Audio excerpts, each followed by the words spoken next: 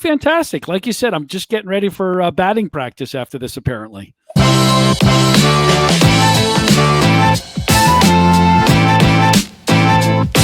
Right. Between the quarantine and everything else, style's off the table for everybody, especially everything shutting back down. So completely off the table. I love how you sometimes when you're Zoom meeting or whatever, somebody you never met before, and like the wife comes in the room yelling, the kids are just completely destroying the place. You're like, no, take your time. No, every house is crazy. In the closet right now. I said, you guys have about 30 minutes, just hang out, no noise.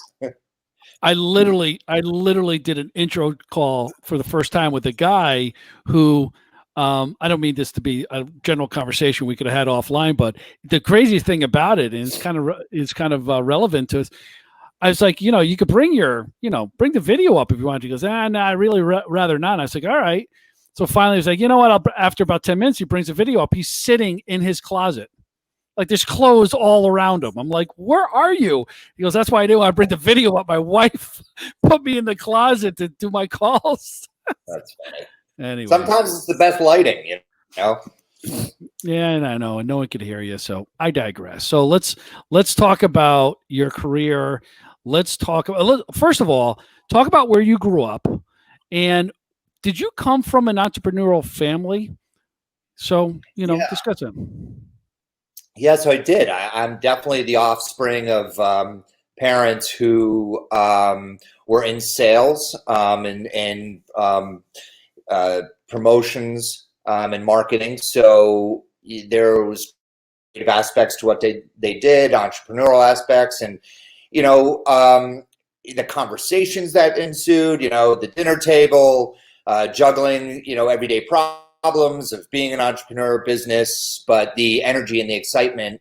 And so you do feed off of that. You get a sense of, hey, I want to kind of do this my way, because you feel like you have a vision based on, the directions and really what you've been exposed to.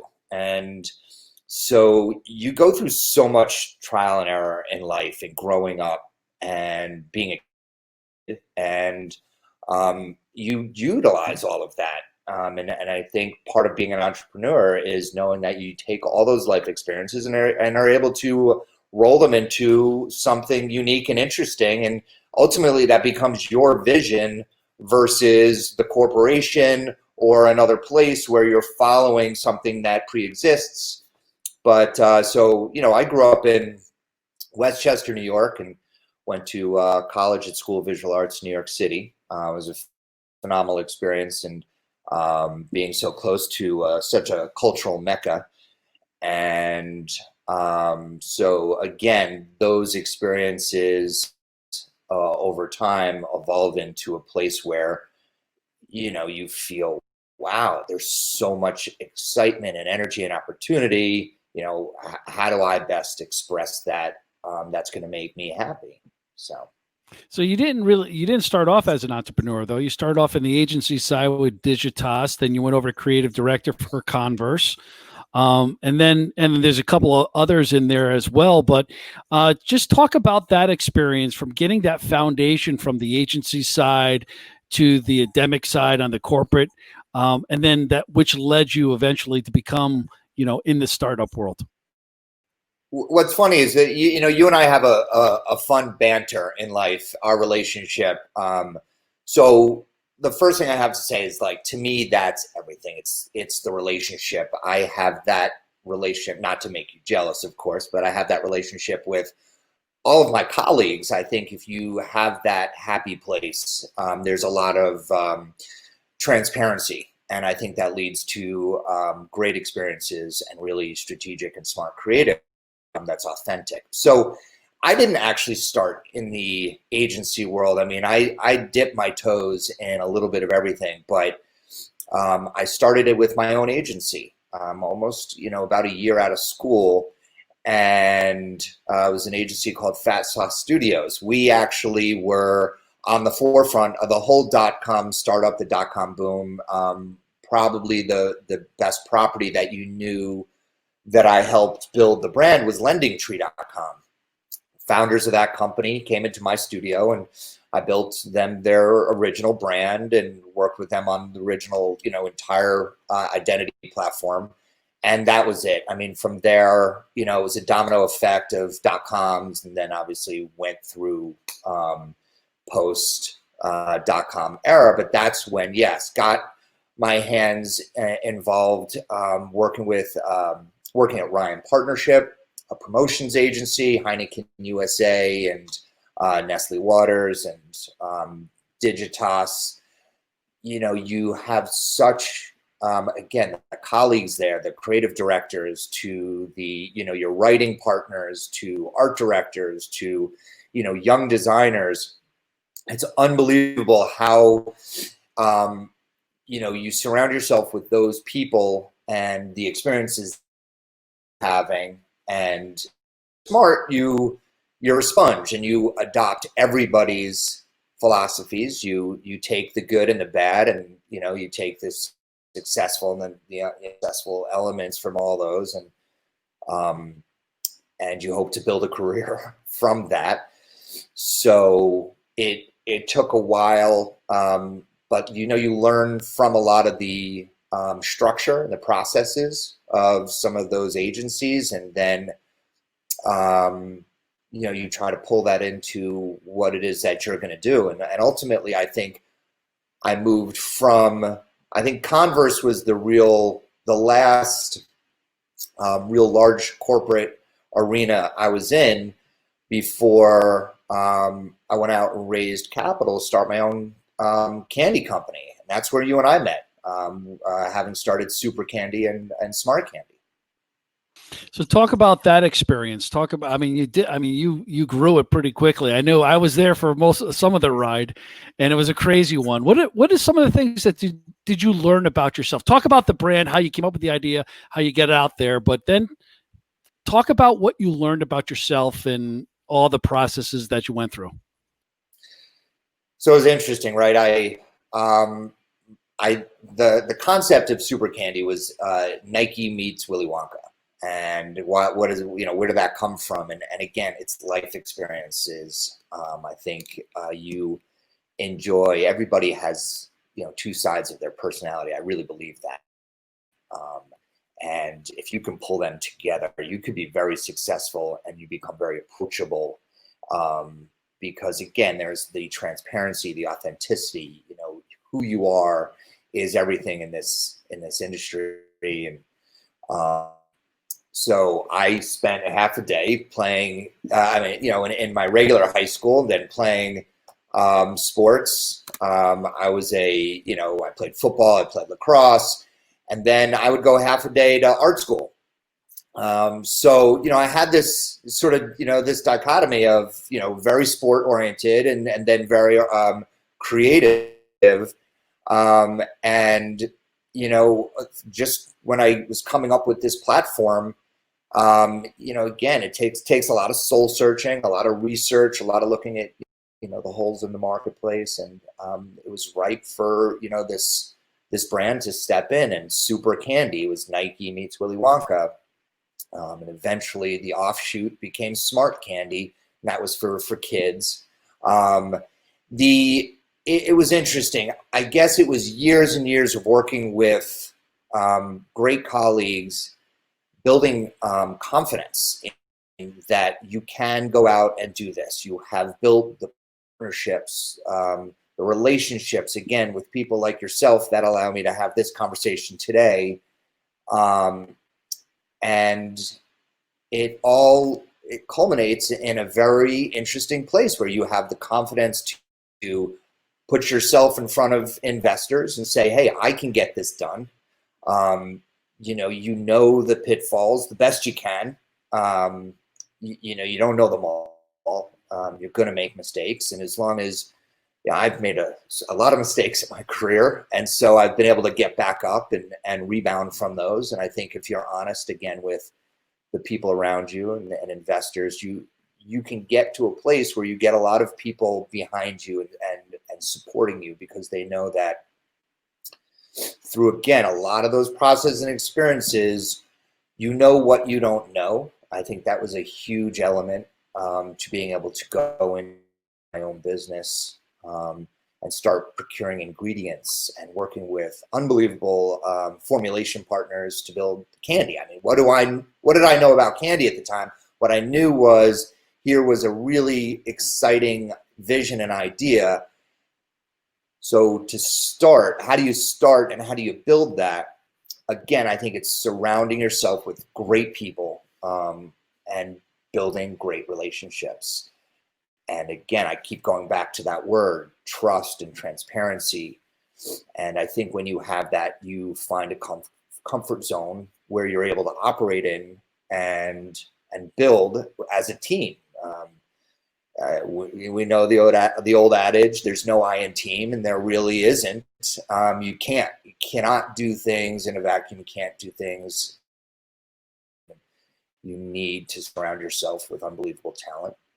You need to build really good operational processes and get everybody on the same page, very unified, which is an interesting time that we're all going through in this world right now. But even in the minutia of business, keeping unified, keeping everybody on the same page, and enjoying what you do. It's hard to do. It's hard to find that. And I think entrepreneurs are lucky because they do make a choice versus taking a job and saying, here's a job I have to fulfill, may not be exactly what I want. So you can always, as an entrepreneur, sort of mold your role, which I also find is a very exciting place to be, even though you have to wear every hat.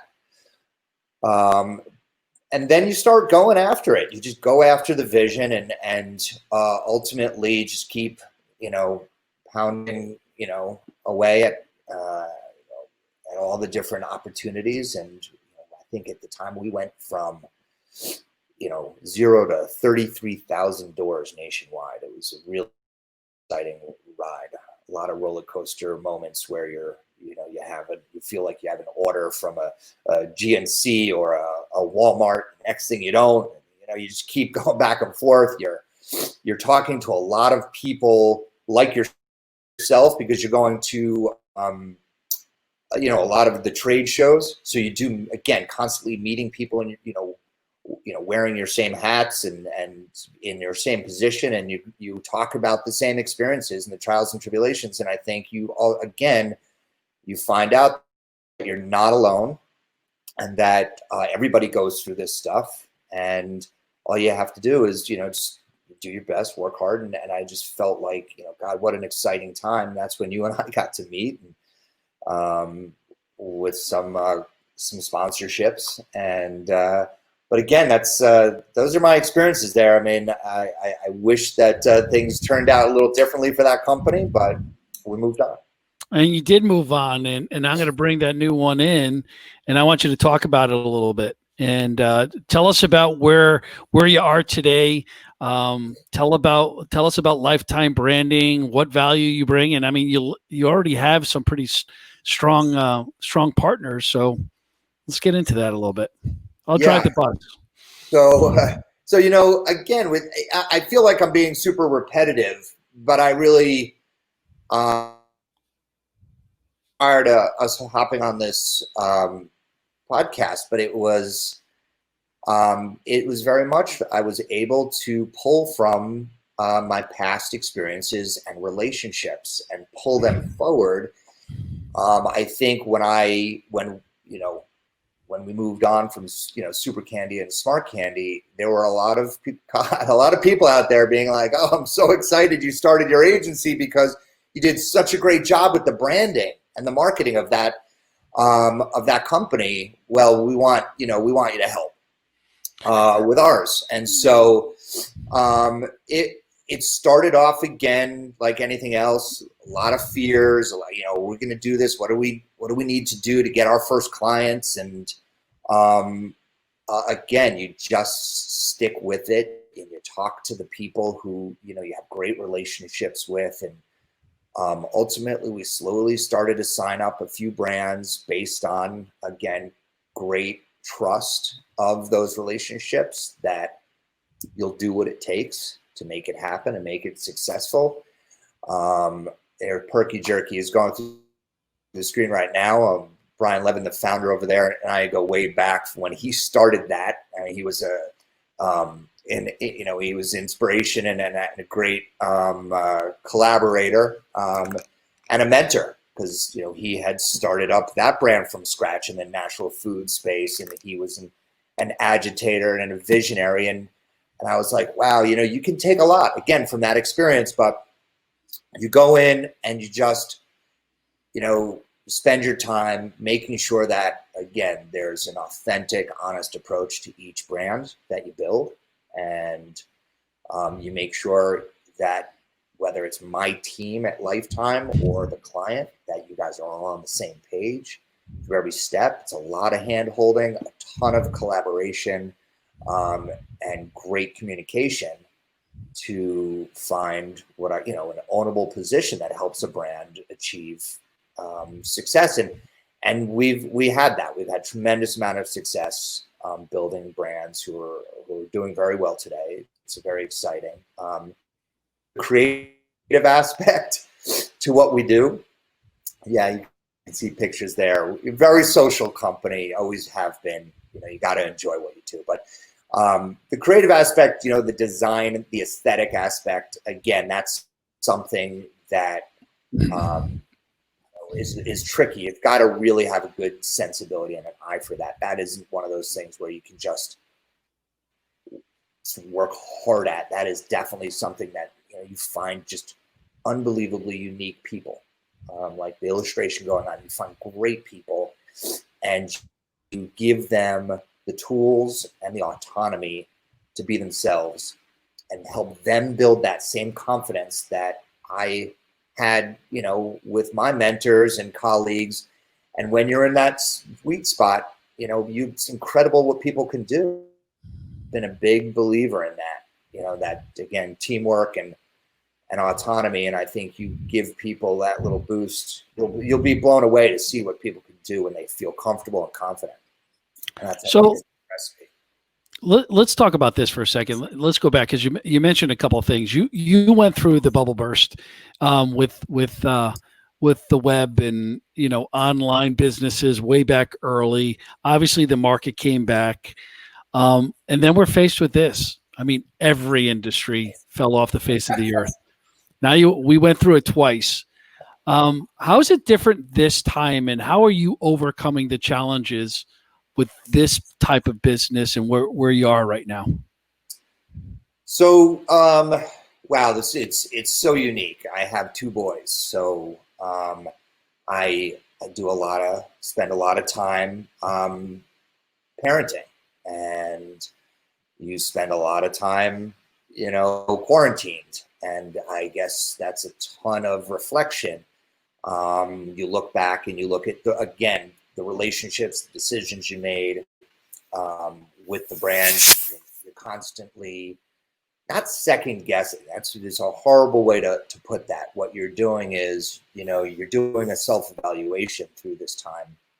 I think a lot of people are.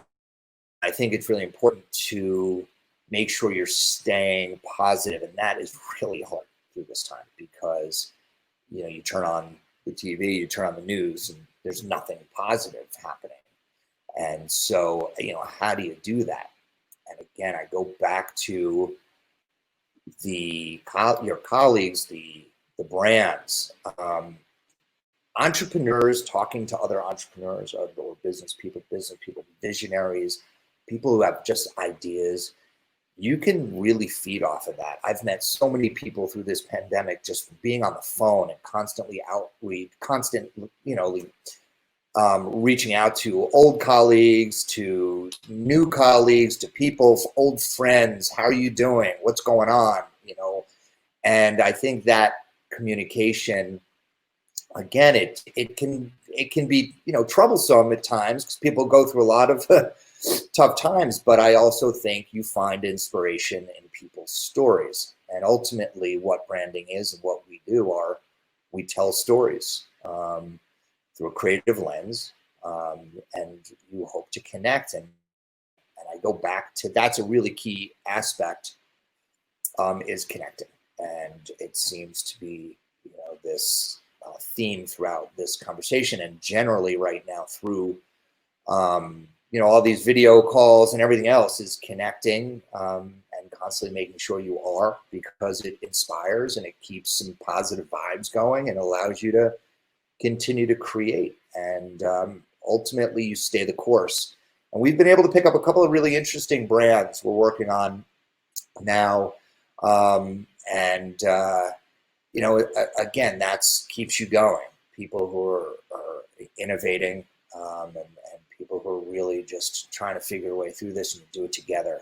And so we're excited about the things on the table right now that should be hitting the market, in a few months. So I'm going to keep those secret. But again, that moment where, again, we're able to have these conversations is really, really positive. All right. So here's the last question. Well, I have two more. I have this one, and then I have kind of a bonus question. But Okay.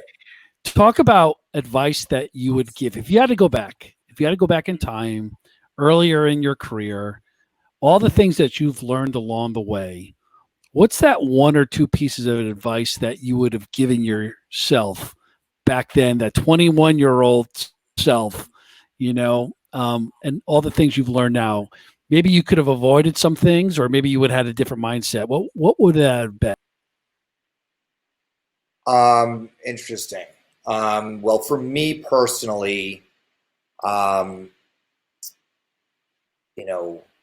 managing finances is a big deal. Being conservative, and making sure that when it comes to that, and making sure that you are really, really dialing into the details, getting into the weeds of what things cost when you're, not just your business, because you're gonna make investments, you're gonna take risks. That's the whole idea of being an entrepreneur. But when you're working with a client and you're really trying to, be profitable, and you're trying to take this new opportunity and make it worthwhile at the end of the day, you need to earn a living. You need to be able to make sure that people around you can earn a living and that they're taken care of. And so watching those pennies is something that I think, most creatives, and that's where I started my career. I was, as a creative versus a businessman. You've got to watch that. And so let's just say maybe I would have loved to have been a little bit more well-versed earlier on in my career. Later on in my career, I was smart enough to make sure I put that in the hands of people who knew finance a lot better. And so I could go off and be creative.